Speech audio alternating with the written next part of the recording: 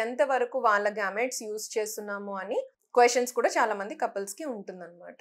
అంటే వాళ్ళ ఎగ్గే వాడుతున్నామా? వాళ్ళ స్పెర్మ్ వాడుతున్నామా? వాళ్ళ ఎంబ్రియో అనేది వాళ్ళ గ్యామెట్స్ నుంచి తయారు చేసిందా? లేదు ఏమైనా మిస్ మ్యాచ్ అవ్వడానికి ఛాన్సెస్ ఉంటాయా అంటే అండ్ ఇక్కడ అయితే మన దగ్గర ఆర్ఐ విట్నెస్ సిస్టమ్ అనేది ఉందండి.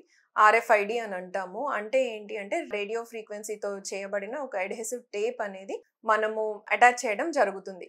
బోత్ స్పెర్మ్ కలెక్ట్ చేసే దానికి at the same time oocyte retrieval చేసిన తర్వాత ఉండే డిష్‌కి కూడాను మనం దీన్ని అడ్హెసివ్ టేప్ అన్నది అటాచ్ చేయడం జరుగుతుంది. అండ్ కపుల్ కూడాను మనం బార్‌కోడింగ్ ఇవ్వటం జరుగుతుంది. సో ఏ కపుల్ అయితే గ్యామెట్స్ మనము తీస్తామో వాళ్ళ స్పెర్మ్ తీసినప్పుడు వాళ్ళ ఎగ్ తీస్తేనే మనకి ఇక్సీ చేయడానికి వీలుగా ఉంటుంది. అంతేగాని ఒక పర్సన్ స్పెర్మ్ తీసి వేరే పర్సన్ ఎగ్ తీసేటప్పుడు మనకి జిల్ట్రిక్స్ అలారం సిస్టమ్ యాక్టివేట్ అయ్యి ఇది మిస్ మ్యాచ్ ఉంది అని చెప్పి అలారం సిస్టమ్ రింగ్ అయ్యి అందరిని అలర్ట్ చేస్తుంది. సో అది పాసిబిలిటీ కూడా అవ్వదు.